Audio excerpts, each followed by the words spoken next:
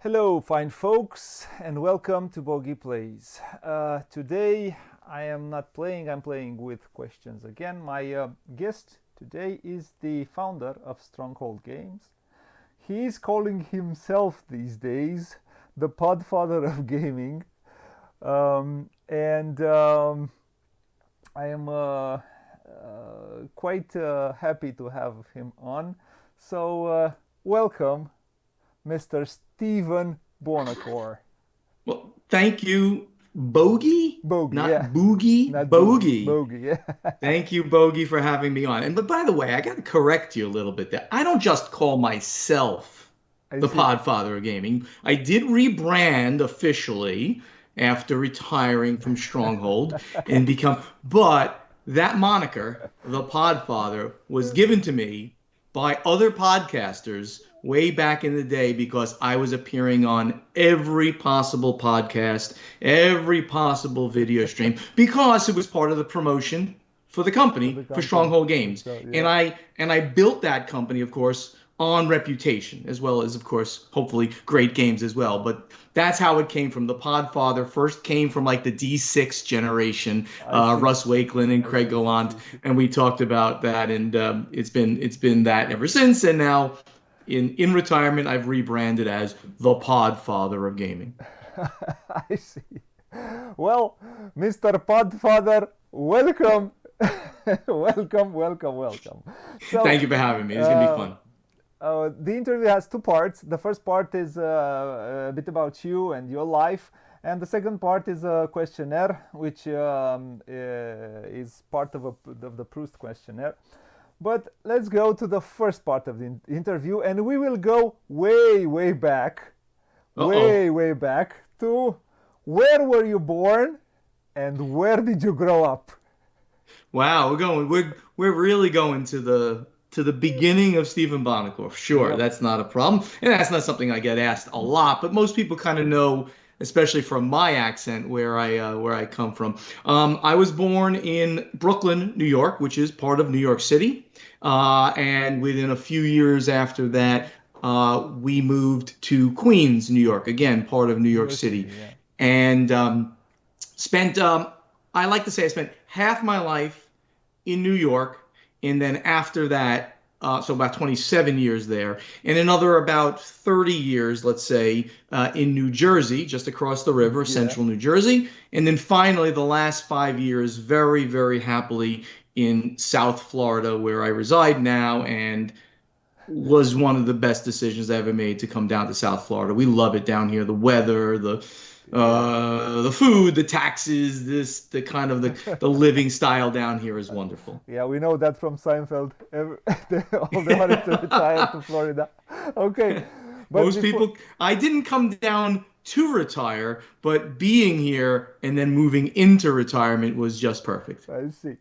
Um, but until we go to retirement, let's take it step by step. What were your parents' professions? Oh yeah, so my father um, basically was in, they didn't call it at the time, but information technology, IT. He was a vice president at a major Wall Street company in the data processing area, as they called it back then. And he did that for basically his entire career as computers changed over time. He changed with them, and he grew in the organization, and ended up retiring out of that, and which is kind of interesting because I basically did exactly the same thing. I have Okay. degrees in In, computer science and in management, and then a master's degree, an MBA in finance concentration. So I kind of did exactly what my father ended uh, up doing, but I changed over in the last 10 years, and went into, of course, hobby board gaming publishing. I My see. mother, on the other hand, was your basic Italian American homemaker, and she stayed at home and raised the kids. And it was a very loving and wonderful family, with my three brothers, so So you four have three siblings, no siblings. girls. Yes, Three exactly. siblings. So how was it to grow up In the you grew up in the 70s? I was born in 1961, so yes, the answer is most of the Late the growing 60s, up was late yeah, most of the 60s. growing up. I'm one of the few people that you'll talk to, I guess, maybe in this industry or maybe the world that literally remembers the first moon landing, right? And Yeah, remembers Neil Armstrong walking on the moon, and in that's certainly formed what my now love of space exploration. That's I like a see. hobby of mine as well. I So see. I sure, see. it was wonderful. I mean, growing up in and in that time frame, going to high school and very things went very during that time. Lots of good friends, still friends with a lot of them. In fact, coming this week, I'm going up back to that area. I'm going to Pennsylvania, which is close, and seeing my oldest friends in the whole world for kind of a long extended weekend out in the country in Pennsylvania. I see. And was it well? The let's say that the was it different? Scorsese talks a lot about his. I'm in the film business, and Scorsese talks a lot about growing up in that part of New York. He's a New Yorker also. He grew up in Little Italy. But Hmm. how was it to grow as you said, your mother was an Italian American. Your father was probably the same if your name is Yep. Buonocore. Hmm. How was it? Were there a lot of kids? Was it like Scorsese puts it in some of his films? A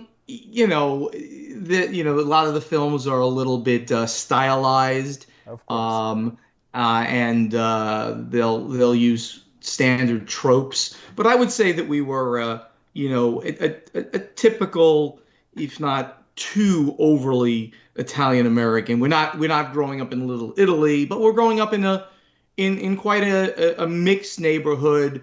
It was like I'd say a third Italian Americans, a third Irish Americans, and then a third Jewish. So it was a very, kind of just mixed neighborhood, and we everybody got along, and it was good, and it was a very nice neighborhood where the community was built up like as we were living there. Many of the homes we when we moved into Queens, we moved into a home that was literally just built, right? So it was a new area that they were like building kind of block after block after block. So um, I'm sure when we got there, I mean, generally the neighborhood had been there for a while, but our particular streets were all of these young families with very young children, and we got to know everybody there and everybody on the blocks next to me. And like I mentioned, all of my friends, my closest friends, all lived. The ones that I'm going to see, all lived within a half a mile or so, a kilometer A kilometer. and a half Yeah. for you, right? Yeah. Yeah. From where I You grew lived, up. and it was a wonderful experience. I have zero bad stories about growing up. Tight family, nice people in the area, and just a good environment to bring up children and to grow up. Is there a difference, a huge difference gap in age between you and your brothers? And There's 11 years between myself and the youngest. So it's in overall it's a 2 year difference, and then there will be a 5 year difference between them, and then a 4 year difference between the last so two. it is a So bit of a gap. a little Uh, bit of a gap, yeah. was it? Did you? Well, growing up in different parts of the world makes its mark on every individual. How did growing up um, made its mark on you? How did it transform? How it put its mark on you? I mean, I definitely think that my family upbringing uh, gave me my character, my moral fiber. And we were again not only an Italian American family, we were a Catholic family, right? It kind of goes hand in hand with that. So all of that gave me a certain moral fiber that I have now. I am no longer a religious person, but that doesn't mean all of those values that my family instilled in me aren't there. They certainly are there, and I carry them forward through to this day. I see. Having so many kids, having so many friends, um, having siblings, I suppose, and it was 60s, yeah, late 60s, 60s, late 60s, beginning of the 70s. You are probably playing outside a lot if you are playing. What was playing constituted of?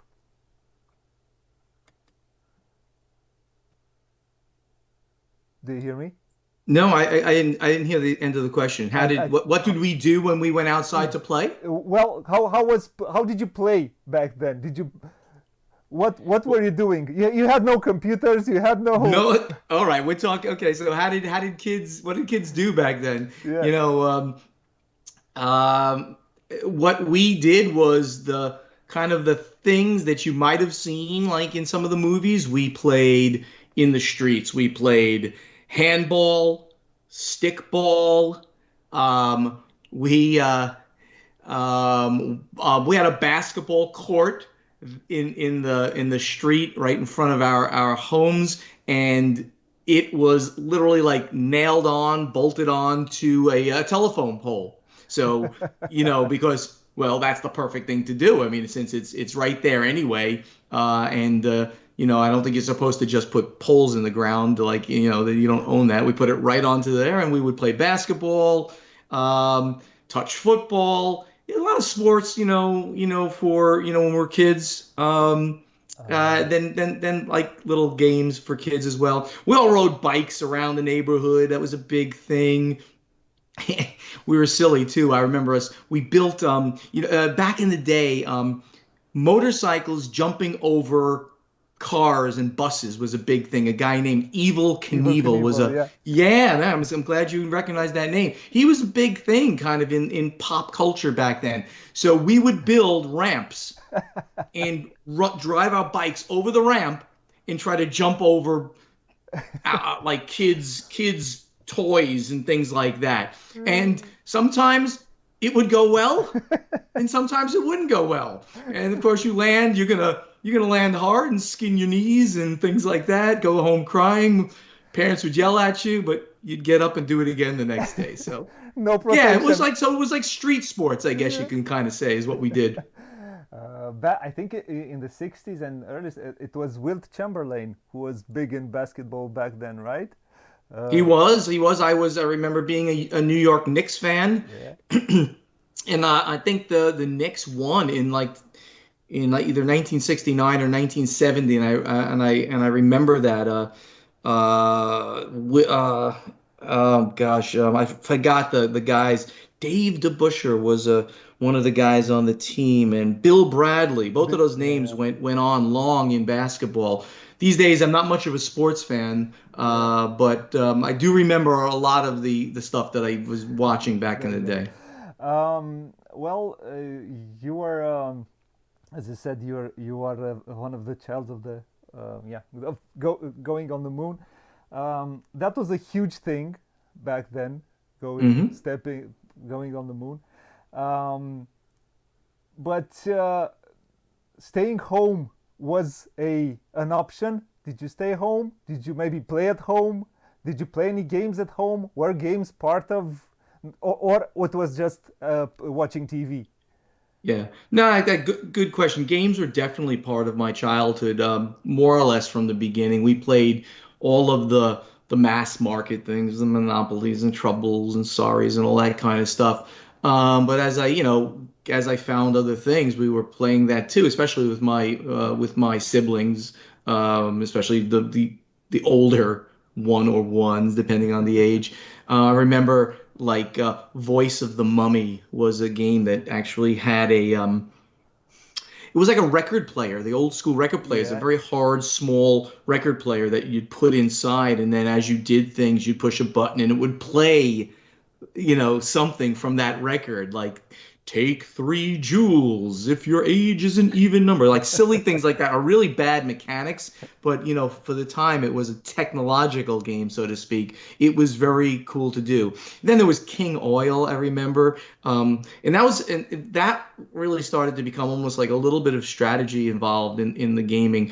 And I remember talking about King Oil on a podcast, and somebody came up to me a couple of years later and said, I have this for you. And they gave me their copy of King Oil. And I was like so touching that they would say, because I remembered it so nicely, that they would give me their copy to have for my collection, and I still have it down there. I see. Very, very, still a little old school, but definitely an interesting game. And yeah, we played them all back in the day. What were your interests when you were a child in school?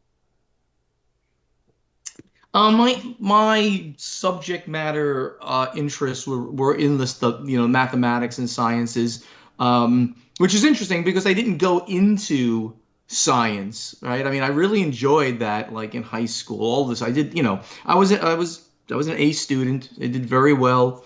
But when I went to college, as I mentioned before, I wanted a field where let me face it, I wanted a field where I could make money. I mean, also things instilled by my father was, a sense of business, a sense of, you need to make your Money. way in the world when you leave.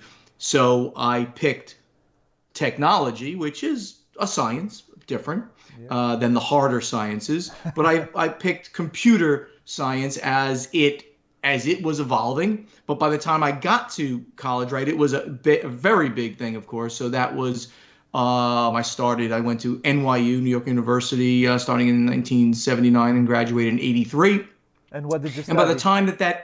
time that I left there, and right at the end, the IBM PC was the big thing that had just hit. We had already had an Apple II Plus in the house before then, where I was writing papers and things like that. But technology, especially home technology and small computer technology for the office, was a big thing. So I had focused a lot of my time and efforts in ensuring I learned that and learned how that was going to work for an office environment going forward. I see. And so you studied NYU. You said Hmm. that's a pretty well-known university around the world. Um, and did you find you talk? I think America is well known for the culture of money. How it's about making money. Everything is about making money. I will not deny that. I will not deny uh, that stereotype. and did you find fulfilling what you were doing? That's a very good question. Um, it would be easy for me to say yes. It would be easy for me to say no. I really enjoyed early on in my career. So all of my career was spent before board gaming, before the board game Yeah. publishing. My career was spent in financial services institutions, Wall Street firms, and in technology. And early on, I certainly did find it very fulfilling because we did some very cutting edge stuff in my early career. And I mentioned the IBM PC. That was the big thing. I was coding, creating programs that would be used for traders, Wall Street traders, Oh, wow. to put their positions in and to evaluate option trading. That was a very interesting thing because it was brand new, and I was literally coding not in like the kind of higher level languages. I was doing some of that, and I was also doing machine level languages so I could optimize and make the programs run as fast as possible because seconds matter, Yep. in trading. Yep. That was really interesting work, and I did that. I did that for several years until I moved out of that and into companies that did other types of software and software support. So, things were not as interesting, so things were not as fulfilling. But look, I still needed a job, and this was my skill set, and I did very well. I did Yes, very well in prob technology yeah, probably for the also longest time. financially. Probably also Yeah, very financially. well Yeah, I'm sorry, very well financially, but and I moved up, and I was in the ranks of middle management for a while, and moved from company to company in a material in a good way. But then the financial crisis, right, of 2008 yeah, occurred, and after that happened, it said to me, and again, I was doing well, but after that happened, it said to me, like, I don't want to be subject to the ups and downs of this type of, working in financial institutions and working for somebody else. I I wanted to chart my I own see. course. I see. And at that point is when I said, you know what?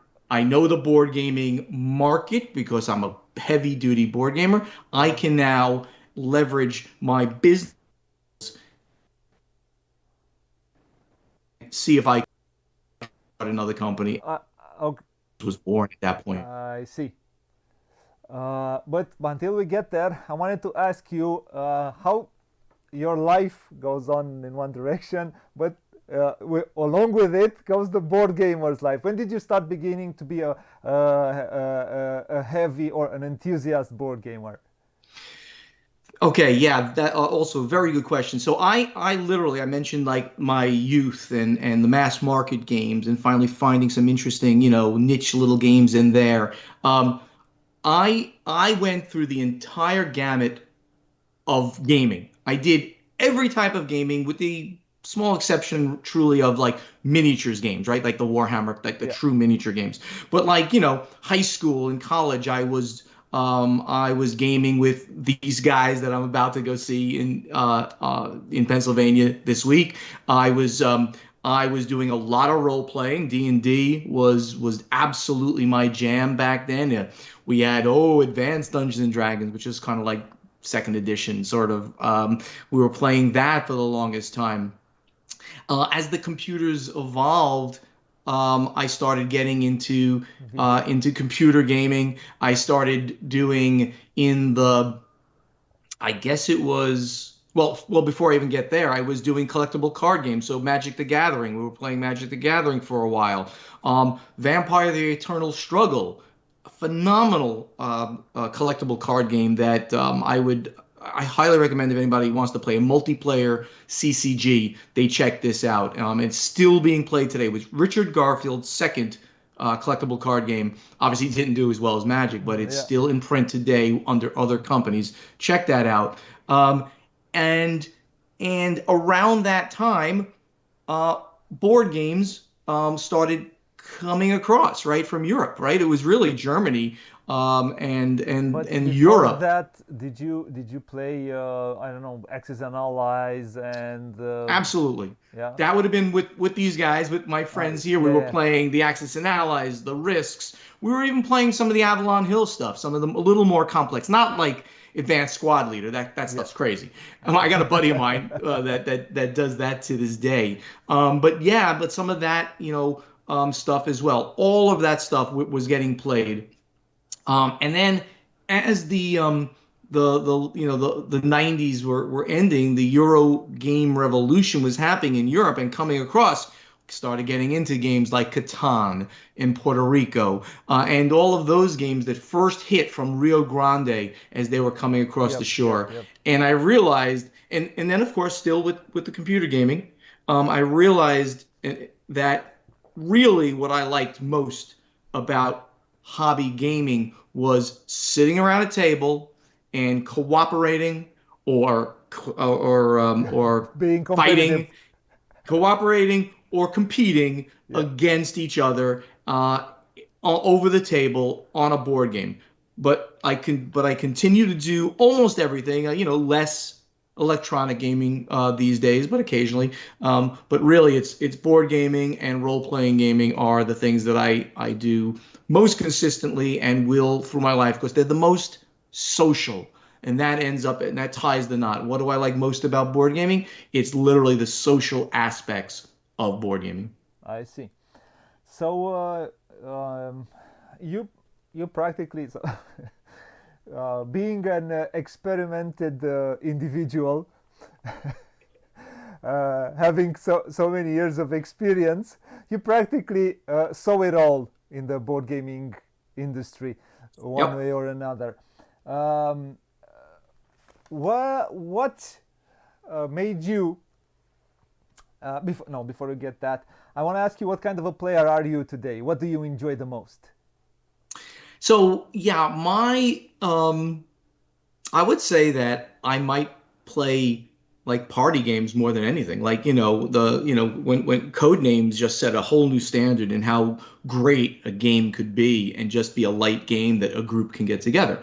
However, absolutely, I play almost all things. I know you're into the heavy Euros. I'm actually not really a heavy Euro person, but light Euros, midweight Euros, up to the weight of like Terraforming Mars, I consider that like Yeah, a midweight. Yeah, midweight a yep, yep, midweight game, right? That's yep. sort of almost everyone's definition of a nice midweight game. That's my sweet spot.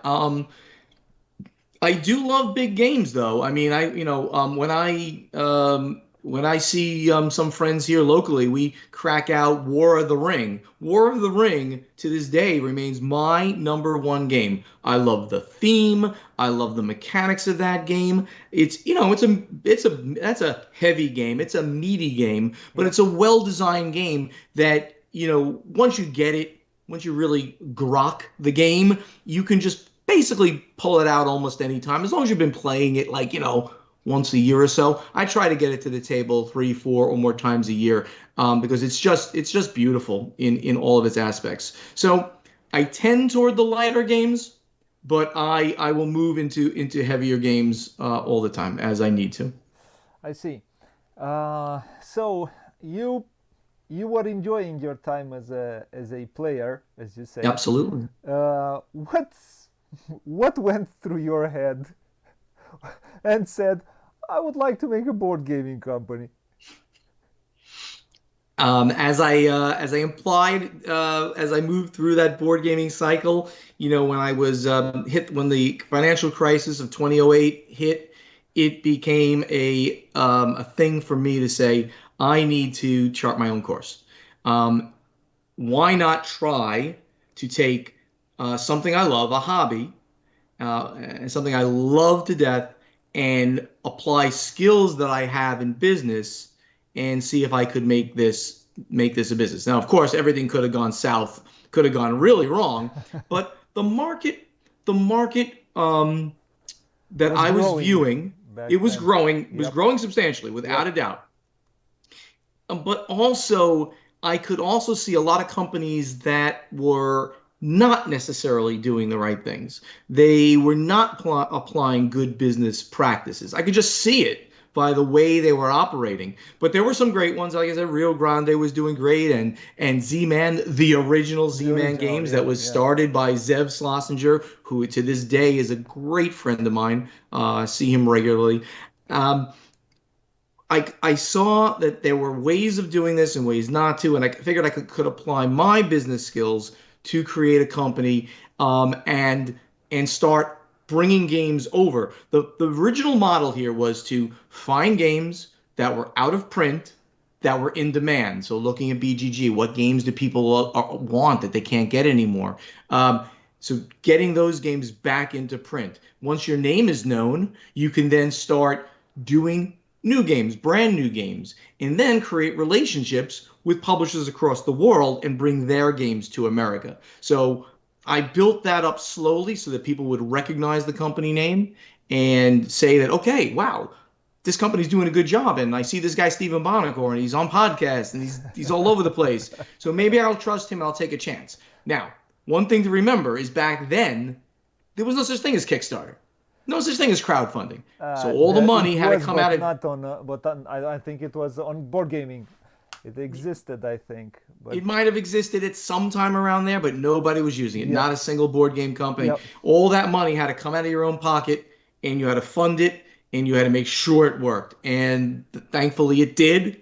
And I mean, and then things worked out very well. and we grew a name. We brought some great games out, and we made some great games that were old. We made some great games that were brand new. We made some great relationships with great publishers in Europe, and kind of the rest is history. So why the name Stronghold Games? Where it comes from? Where does it come from?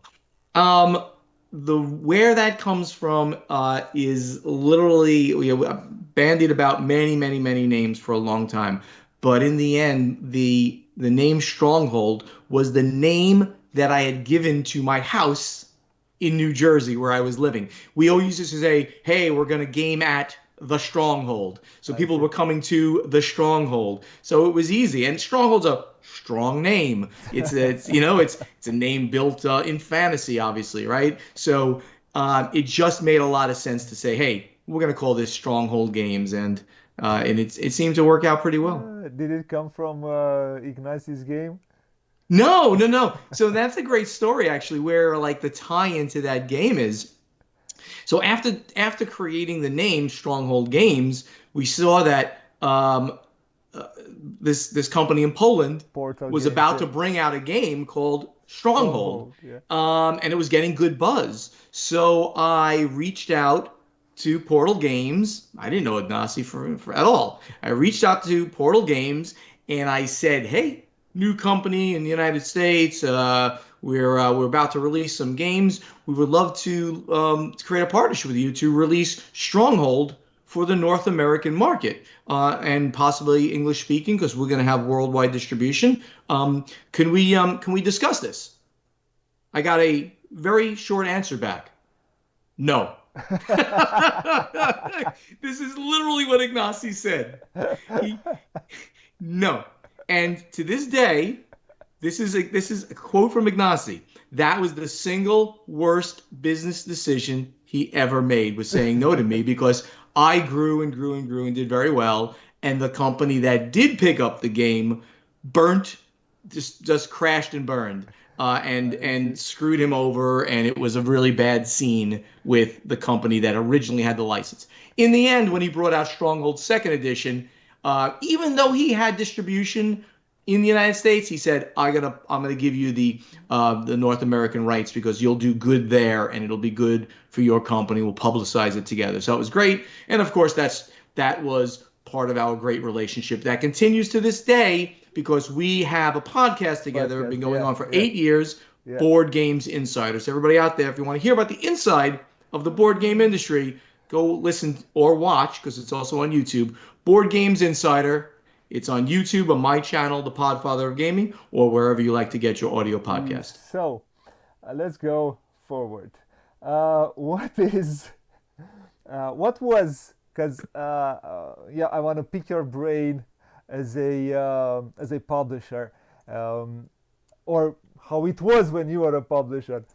Um, what were the relationship with the designer? Did you pick up? Were you looking for a certain designer, or did you find games? How did you find games? How did you how did that process of publishing came by? How was your model of thinking of Right. publishing games? Right. Yeah. The model evolved. It first was literally looking for games that were out of print and needed to come back due to demand. And Survive we being a Survive. So the first three games were technically reprints of older games.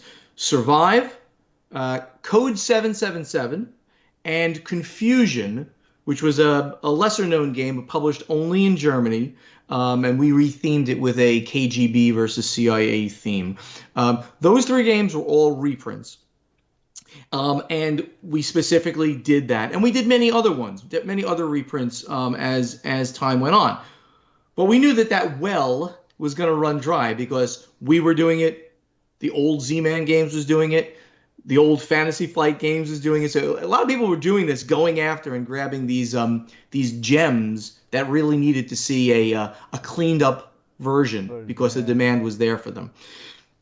So from there, once we got the name out there, and we became known, designers started coming to us. So I had known designers from New Jersey, like Andrew Parks. He actually lived in my neighborhood in New Jersey, and he was known for various like IP related games. Very up and coming designer, Yep.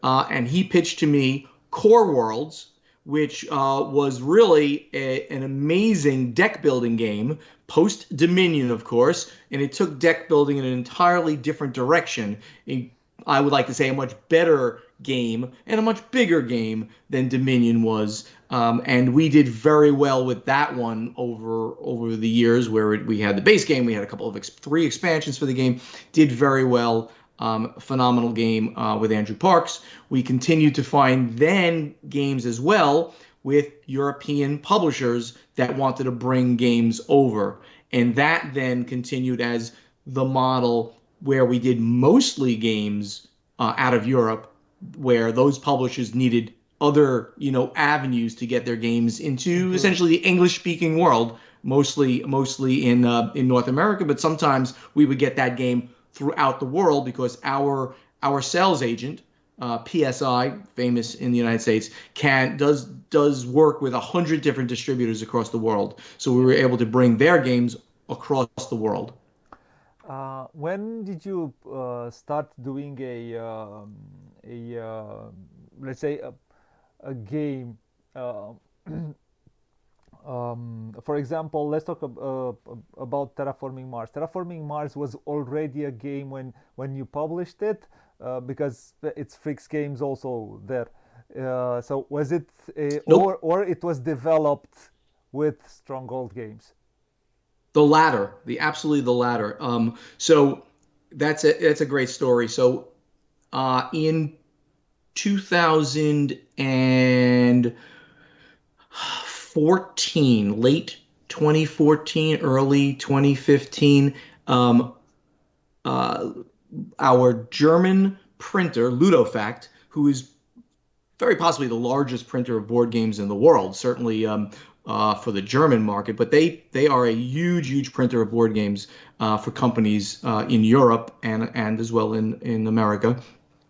They said, "Hey, Stephen, you have a lot of science fiction games in your catalog," and I did. He goes, "We got this company in Sweden. They're a bunch of young guys. They could probably use a hand, with stuff. Would you want to talk to them and maybe partner with them on this interesting game that they have? It's called Terraforming Mars." I'm like, "Yeah, sure." Spoke to the Fricks brothers, got the game, played the game, said, "Okay, there's something really special here, but it needs work. It needs some work to take it from okay, this is a pretty good game, to take it to like, this game is going to be big and this game is going to be hot." So I assigned a friend of mine, who is a big Eurogamer. He knows games extremely well. I made him lead developer, and with him, his group, my group, we played it, iterated on it, made changes to it. Um, we asked Fricks, don't release this game in 2015. They really wanted to.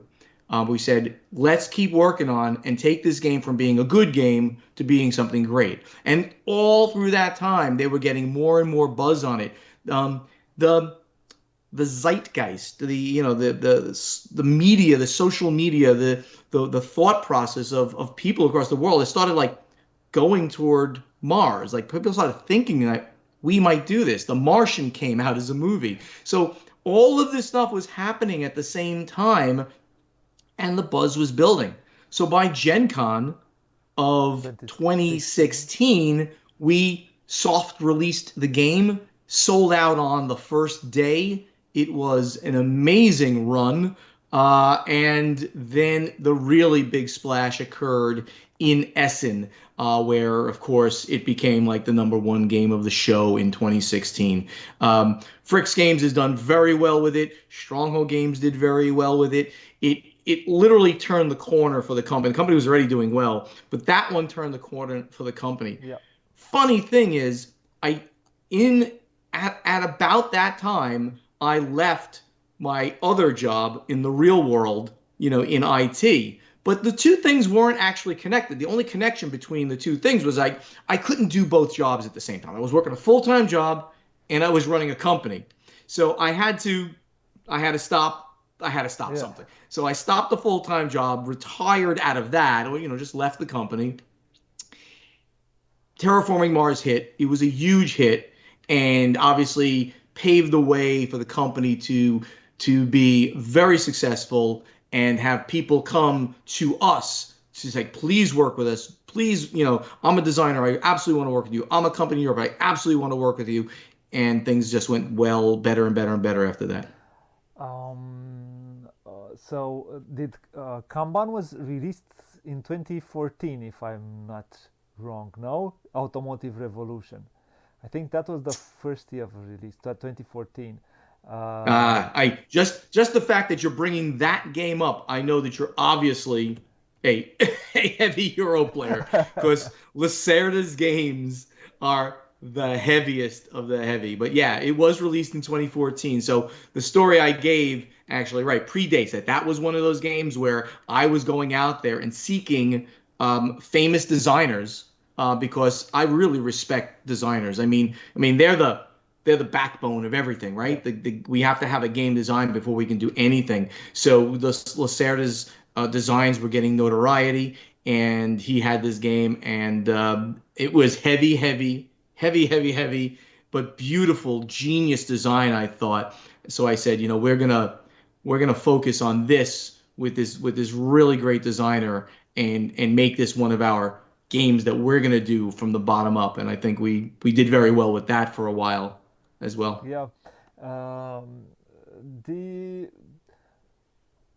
the I suppose that different designers have different personalities. Oh yeah. How much you as a publisher can intervene into one's design? Well, when you sign a, I mean, this is going to sound both cold, but at the same time, it is reality, right? So, when you sign a game, the publisher has control. Ignacy always calls this I'm going. Once I sign that game, I'm gonna rip it apart. I'm gonna do this to it. He says designers, you can't be married to the way it is. We're gonna change it for reasons we need to change it. For the most part, I was very. I'm gonna say that not even for the most part. I was always very respectful to the designer's vision, always. And with Lacerda, he is absolutely one of those high maintenance. I don't want to say that in a bad way. His ideas about his games, he wants them the way he is. I took one of my other buddies. His name is Paul Nkeo. He Yep. was really the I put him as like the lead Developer. developer for all of Lacerda's games. And in fact, Vital then used him not only through we used him for all of his games, Yep. like Yep. after Yeah. that for the Yeah. Yeah. longest time. Yeah. So you've heard of Paul Nkeo. He is a heavy Euro player, just like you. He loves the biggest of the biggest, the most complex Euro style games. And he worked with Lacerda to get Kanban to a phenomenal place. We published it. We did great with it. We came out with a second edition of it. And then Paul continued working with him on many, many, many other designs over a period of time. So I think it's still he's today tough to is. work with. He's a very tough guy to work with, but I respect him, and I know he respects me as well. He respects my passion for the industry. I respect his design. So in the end, he wanted to go onto Kickstarter with another company to put it back out again. And of course, listen, that's business. I understand completely. And Kanban EV is a phenomenal redesign of the game and a phenomenal production. So I love him. Great guy. His games are fantastic.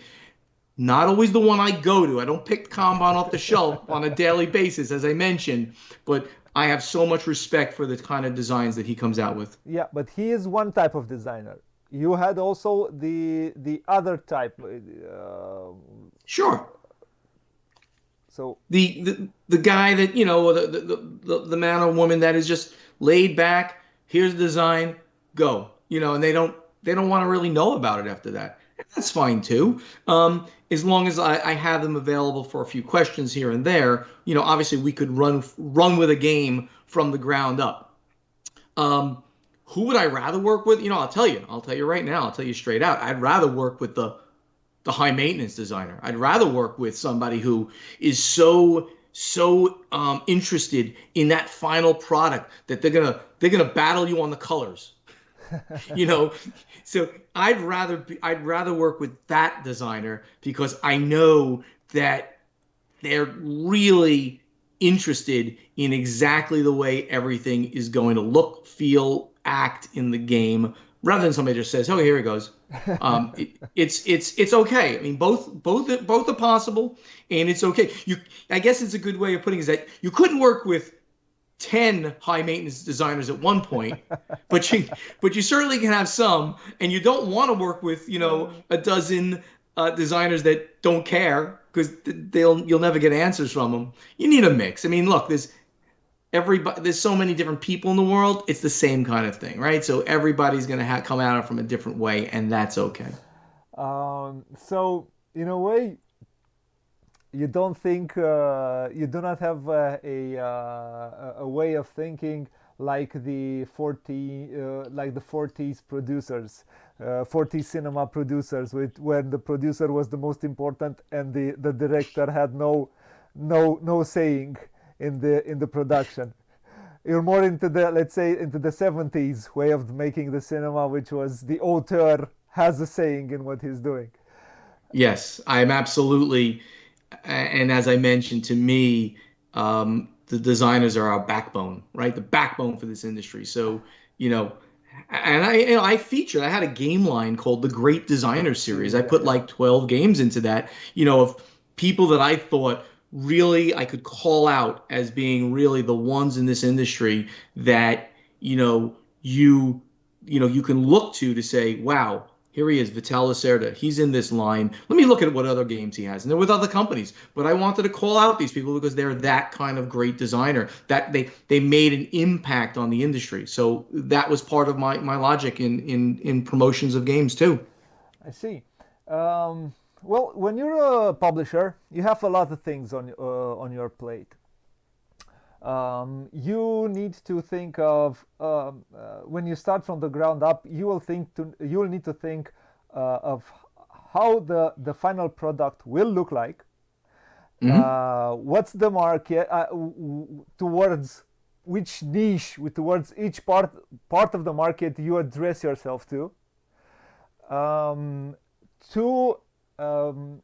to how am I going to distribute it? How what is the base price which I could go for this, and will I make my money back? And will I make more? How expensive can I make it? So there's a lot of things which you need to think as a publisher. Uh, Sure. do you think what kind of you called it cold blood you need to have to do this to do this to be a publisher? What I'm not sure I understand the The question. question is How, what it takes to do this. it takes. I'll tell you what one of my famous sayings. I mean, one of the saying I've said it 1,000 times.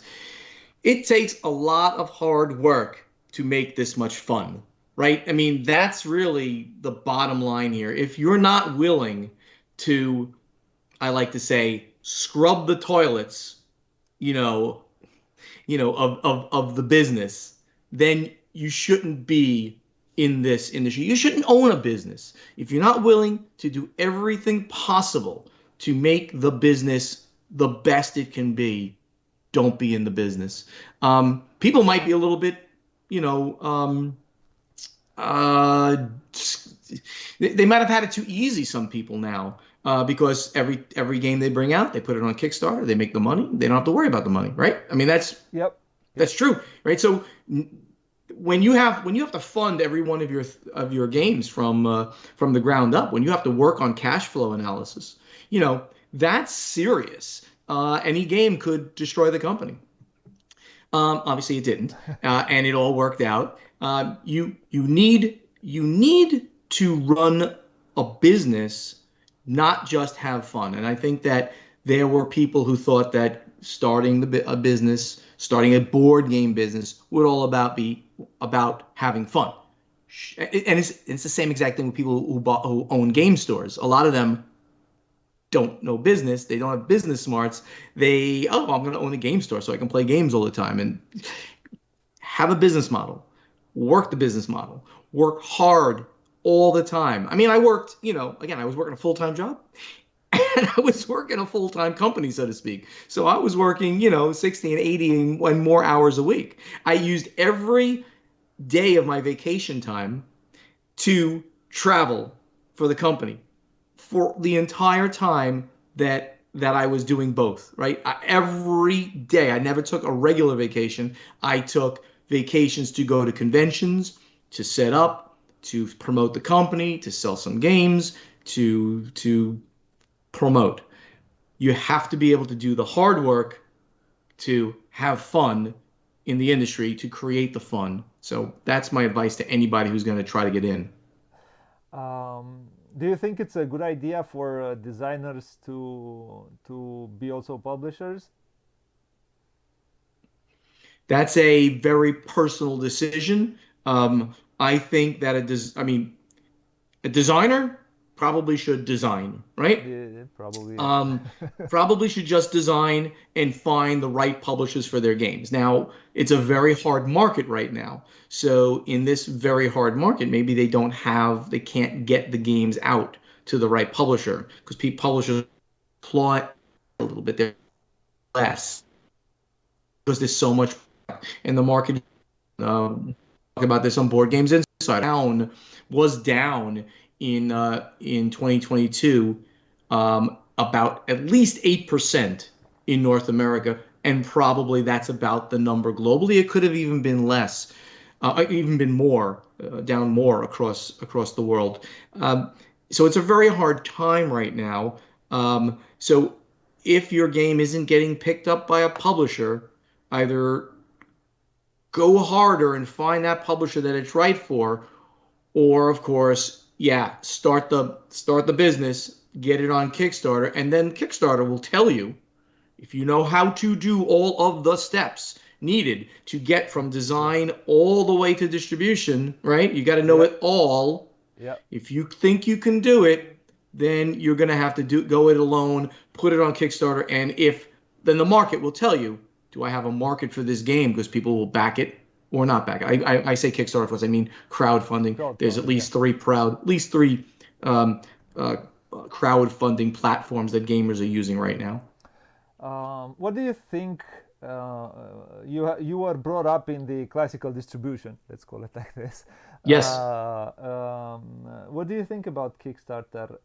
Because right now I feel a lot. It's used a lot as a safety net.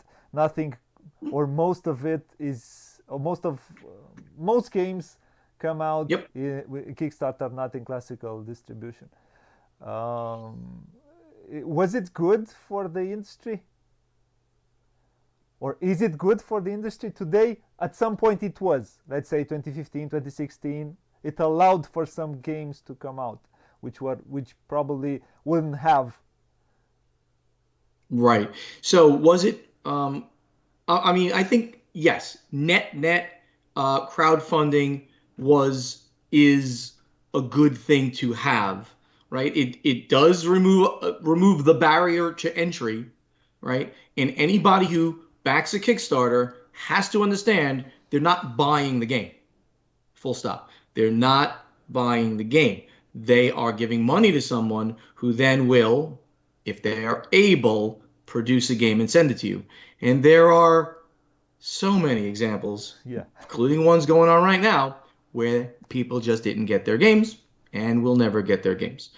Go with reputable companies. Go with companies that are showing that they know what they're doing, that they've got people inside that company that's running the crowdfunding that know what they're doing and can deliver for you. Net, yes, it was a good thing. But Kickstarter has become, it didn't start out as, but it has absolutely become a marketing event. Again, full stop. It's a marketing event. When somebody puts something on Kickstarter, on a crowdfunding Yeah, platform, yeah, of they are course. creating a marketing event where they're trying to drum up support, get the social media going, get people excited about what they're doing, and excitement snowballs. It snowballs for many products, even the traditional ones. Terraforming Mars was a snowballing effect early on. Um, Now here they want to start this snowball effect to get people excited, to then get their goals, to then get 10 times their goal to become a bigger company. So yes, it is a good thing. I'm if I was going to do it again, which I'm not because I'm retired, but if I was going to do it again, I 100% would use crowdfunding. It's the only way to really do it. You can have both, of course, in your model, and all companies do. They don't only do it on a crowdfunding platform and sell it that way. They then take the rest and get it into distribution, or at least most do it that way. Yeah.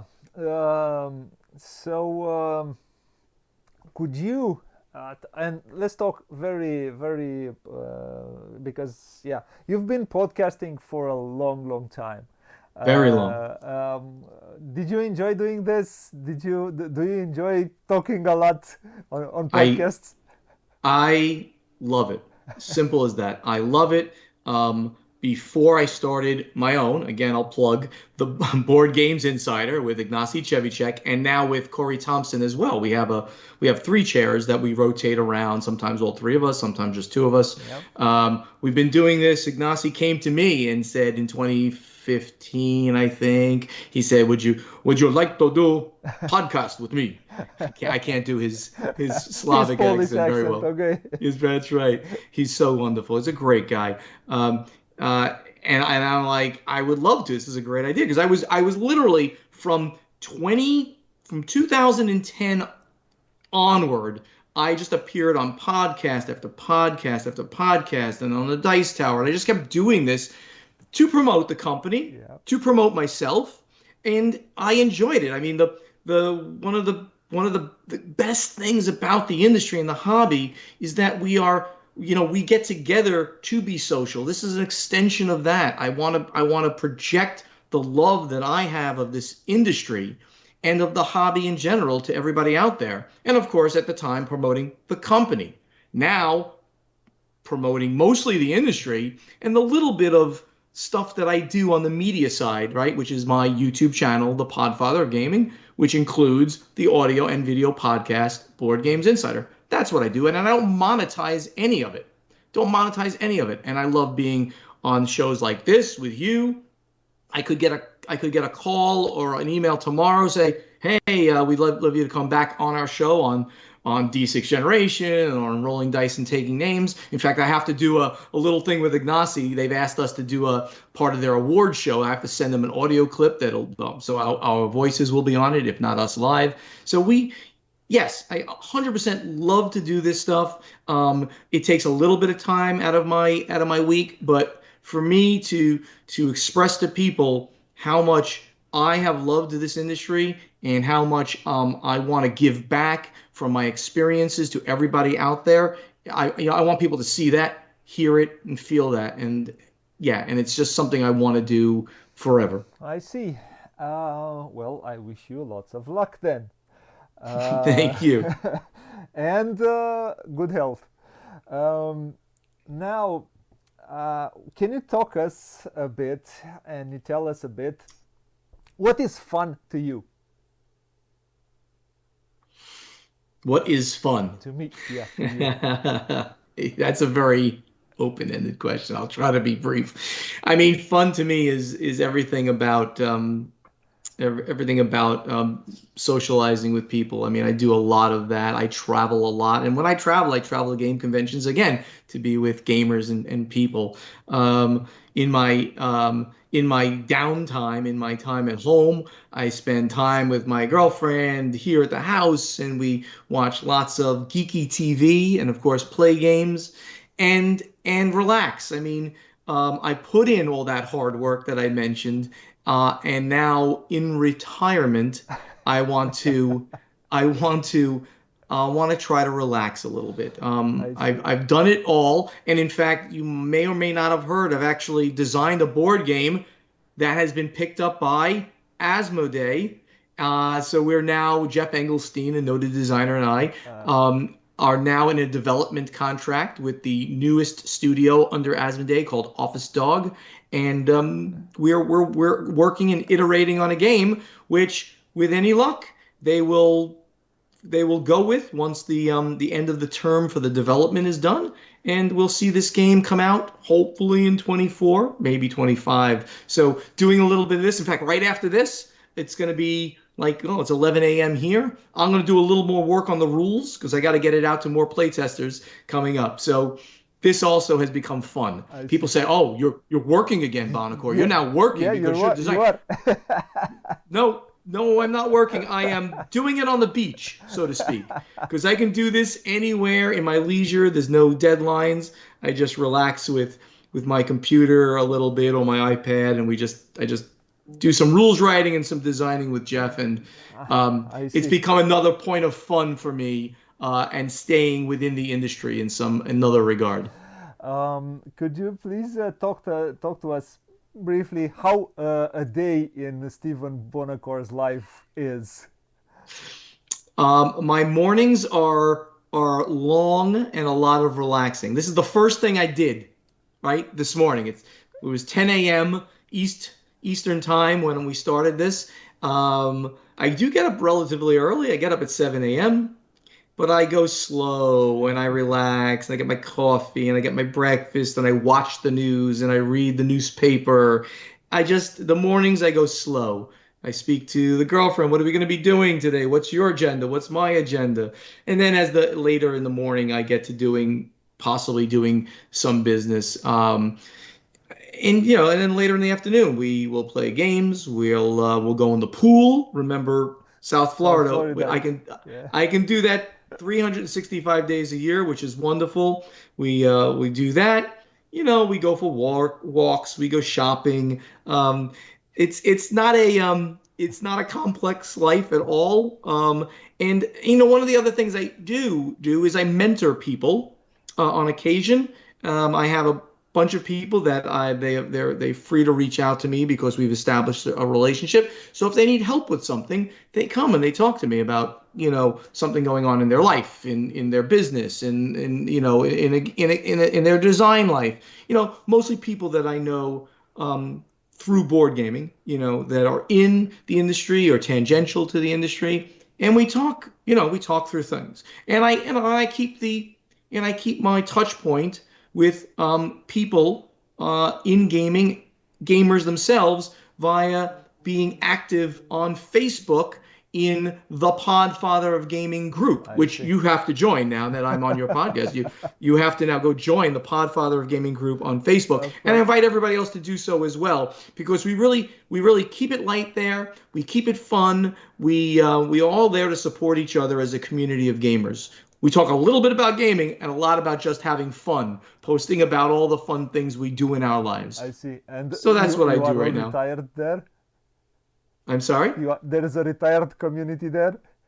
No, I live in a very vibrant community I here. see. I don't live in a retirement community.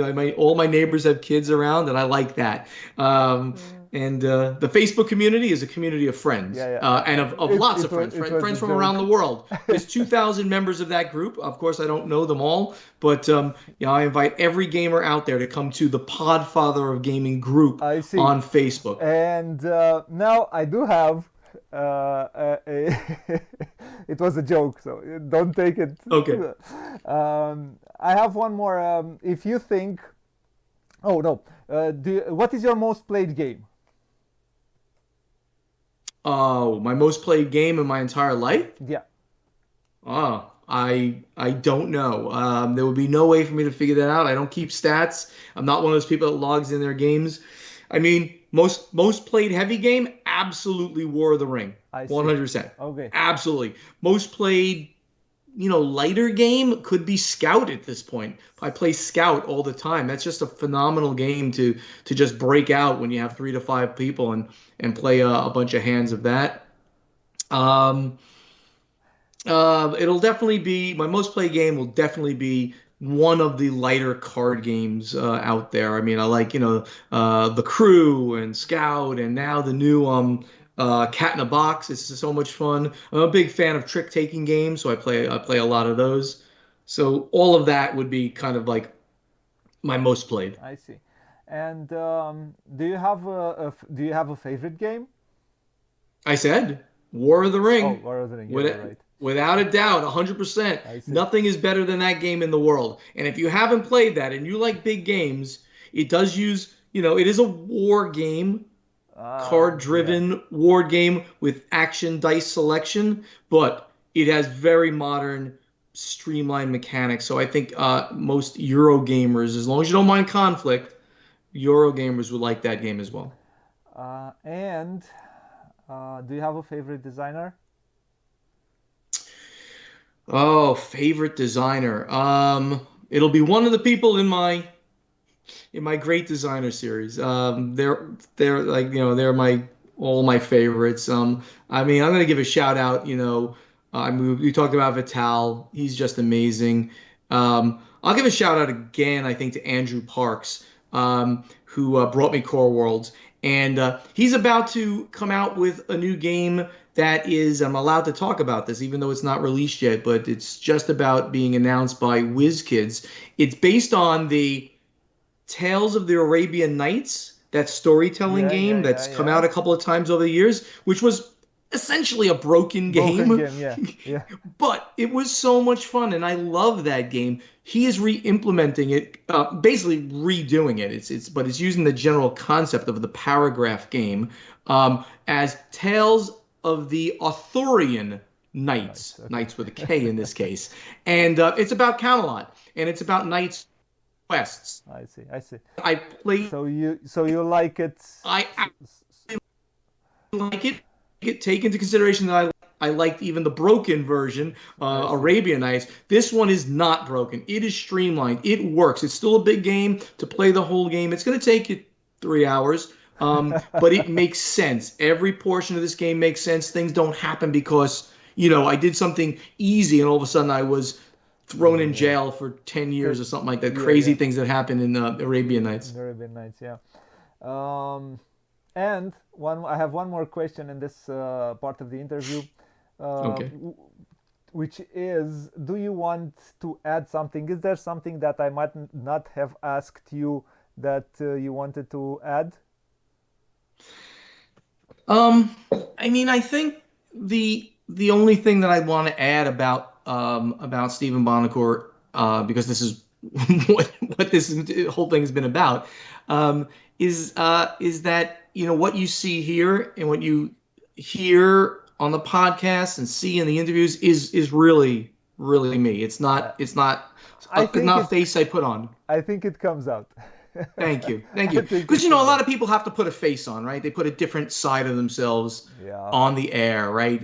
Whatever, on podcasts, but than what they have in their real life. But anybody who knows me knows that this is me, and my love of gaming comes through in life. My love of life comes through. And I'd like to say that, people stay positive. Um, so that's what that's how I get through life. That's part of my principles of life. Stay positive, And be work good to hard. each other, and in the end, if you live a good life, it doesn't have to mean religious. If you're just good to people, good things will happen to you, and they Yeah. have certainly for me in my life, and that's what Yeah. I'd like to leave everybody with. And work hard. And work hard. You got to Yeah. work hard too. Absolutely. And let's get to the final part of the second part of the interview, which is my questionnaire. You said you haven't watched any of the interviews, so you do not know the questions. Uh-oh. No, I don't. Um, so this is you might have heard about it, because I have taken this questionnaire from it is based on Proust, and it was almost the same questionnaire. It was in if you have ever seen Inside Actor Studio Oh with yeah. James Lipton. Of course. So the questionnaire is from there and starts with this: what is your favorite word? Oh my God. See, but they know these questions before they go in, so they prepare all these answers. I don't think so. My favorite word is gaming. Good. What is your least favorite word? Anything that's derogatory that you would call somebody else, because we're all good people in our own ways. Don't be derogatory about people. No, we're not. If you are going to stay in front of me and tell me Putin is a good Oh no, person, that guy deserves to be killed without a doubt. But and he yes, he is proven he's not. He is a very bad person. But I'm what trying to say stay positive about uh, people in general. what turns you on creatively, emotionally, spiritually? Turns me on. Well, I mean, right now the game design, I mean, it really is exciting for me. It's so funny, like, I've published 200 board games, but the fact that I'm, you know, in the process of going through and physically from the bottom up doing this. So game design, not that I'm going to be doing this a lot because it's a lot of work, but I'm enjoying it very, very much. And I think really turning me on is staying uh, in touch, staying with, keeping contact with gamers throughout the world, by going to conventions, by doing a little bit of media, by doing this. This does fulfill me and make me feel, like I'm doing something good. What is your what turns you off? Sorry, what turns you off creatively, emotionally, spiritually? What turns me off? Negativity. I mean, I think that's an easy. I Yeah. think that's easy to say. If listen, we all go through hard times. There are reasons to be negative. The war in Europe, yes, yeah, yeah. Putin, that whole thing is horrible. What's going on there? But in overall, stay positive and keep negativity to the extent that you can out of your life. Look for the positive in things. Look for the positives that will keep you happy. Happiness is the most important thing in life to me. Happiness is the single most important. Find the things that will make you happy. Try to get away from the things that make you unhappy and are negative. And I think we should listen to you because you your I don't know how to say this. You like my energy. No, you I have hope. lived enough to be able to say it. I'm old enough. Is that what you're saying? I hear you. It's okay. What? I'm not that old, by the way. I mean, I don't know what old means, but I've retired When early. you Let's put it retired, that yeah, way, yeah. and pretty early. What is your favorite curse word? Can I actually say it? Well, of course. I can say, okay, I'm not on the Dice Tower Network, Yeah. right? But I drop the F bomb all the time. I say fuck all the time. I never do it like on podcasts at all. But if you ask me for it, why not? And I love the guy on Ted Lasso. Have you seen the show Ted No, no, Lasso? no, no. That I haven't seen. Oh, it's on Apple TV. It's about a football team, right? It's such a great show, and the guy Ted Lasso is so positive, but one of the guys on the show is quite negative, and all he says is "fuck" all the time. And I love hearing him say it. What sound or noise do you love? Uh, the sound of coffee brewing. I love that because I love my coffee in the morning. And I'm still drinking from this incredibly large Enormous. mug, as you can see, which is the size of my head. And I have 2 cups like this in the morning. I'm a little behind schedule. It's already 11 o'clock here. What sound or noise do you hate? Oh, um, mm, I don't know.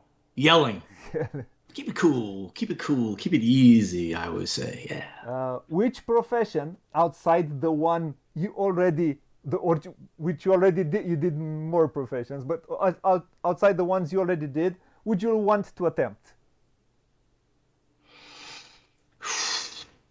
Well, I mentioned that I really, enjoyed the sciences in high school, but never really went into them. Um, I mean, I would never be able to become like a physicist. I just think that you have to be too smart for that. I watched The Big Bang Theory. Yeah, Do you yeah, have yeah, yeah, yeah, yeah, yeah. that comedy? I love that so much. Those guys are great nerds. But maybe maybe chemical engineering, chemistry, that science. That was something I really enjoyed back then, and maybe it has a little less math involved. I'm good at math. I'm good, but once you get to some high levels, it's pretty crazy. So yeah, I mean that would have been the one that if I went into the hard sciences back then, I would have gone toward I see. chemistry. What profession you would not like to attempt? Uh, uh, Sanitation.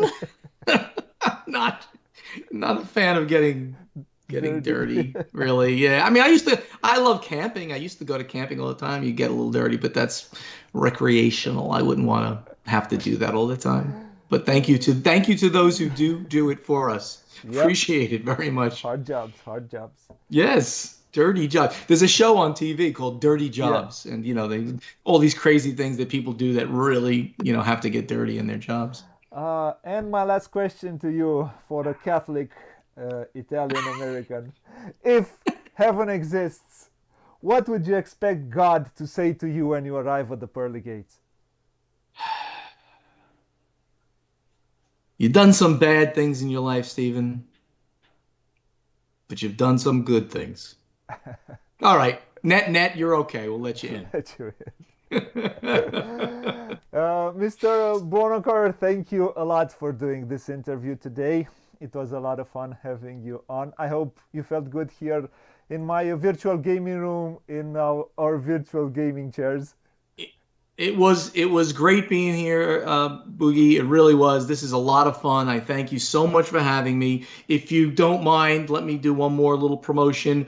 If you'd like to see more of what I do on YouTube, go to the Podfather of Gaming YouTube channel. Please subscribe. We're a little over about 1,000 subscribers, not as much as oh yeah, yeah, we're similarly sized here. I have 1,000 subscribers on my channel. We put out the podcast in video format there every week, and we do some other media there as well, some other unboxings and things like that. Or listen to the podcast if you like to do it that way. Subscribe to Board Games Insider wherever you like to get your podcasts, and just keep on gaming. The hobby is great. Stay happy, stay focused, do hard work. You'll be rewarded if you stay positive and do some hard work. Thank you so much. Thank you. I will kindly ask you not to close. I will finish and then we'll talk a little bit afterwards. Sounds good. Bye, everybody. Thank you. Thank you, Marianne. Thank you, James. Thank you, Gabi. Thank you for coming. I'm sure he's the nicest guy you know. Some promotion. I want to thank you, everyone who came and watched live. I want to thank everyone who will come and watch after the fact. Thanks, Stephen, again for doing this. Until, if you like what you see, please like, share, and subscribe, because keeps the internet alive and keeps us going. I'm on a target. I want to get to 1,000 subscribers. It's easier to talk to publishers this way. And yeah, there are many more interviews on the internet. Maybe you like Vincent Dutré, maybe you like, I don't know, someone else. You will find some interviews here on the channel and some playthroughs. Until next time, all I have to say is what it says over here, which says play a lot, play loads, as you Brits say, have fun. And again, until next time, bye bye, fine folks, wherever in the world you are.